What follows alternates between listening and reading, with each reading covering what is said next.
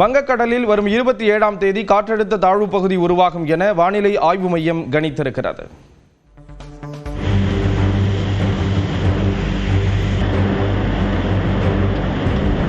தமிழ்நாட்டில் கத்திரி வெயில் தொடங்கியது முதலே அதனை தணிக்கும் விதமாக பரவலாக மழை பெய்து வருகிறது. சென்னை உட்பட சில மாவட்டங்களில் அவ்வப்போது கனமழை பெய்து வருகிறது.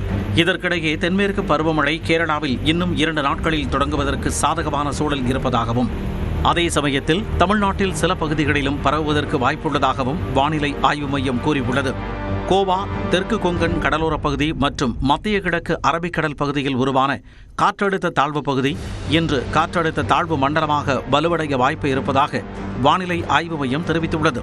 இதன் காரணமாக தமிழ்நாடு, புதுச்சேரி, காரைக்காலில் இன்று மிதமான மழை பெய்ய வாய்ப்புள்ளது. நாளை முதல் 3 நாட்களுக்கு கோவை மாவட்ட மலைப்பகுதிகள் மற்றும் நீலகிரி மாவட்டத்தில் கனமழைக்கு வாய்ப்பு இருப்பதாக தெரிவிக்கப்பட்டுள்ளது. சென்னையை பொறுத்தவரை இன்று லேசான மழை பெய்யக்கூடும் என வானிலை ஆய்வு மையம் தெரிவித்துள்ளது. அதேபோல் வரும் 27ஆம் தேதி மத்திய மேற்கு மற்றும் அதனை ஒட்டிய வடக்கு வங்கக்கடலில் காற்றழுத்த தாழ்வு பகுதி உருவாக வாய்ப்புள்ளதாக வானிலை ஆய்வு மையம் கணித்துள்ளது.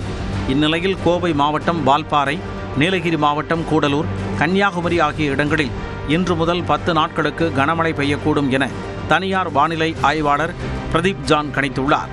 ஒரு சில இடங்களில் 24 மணி நேரத்தில் 20 சென்டிமீட்டர் அளவிற்கு கூட மழை பெய்யும் என பிரதீப் ஜான் தனது எக்ஸ் பக்கத்தில் பதிவிட்டுள்ளார். சென்னை மற்றும் தமிழ்நாட்டின் உள் மாவட்டங்களில் இன்று மிதமான மழைக்கு வாய்ப்பு இருப்பதாகவும் அவர் தெரிவித்துள்ளார்.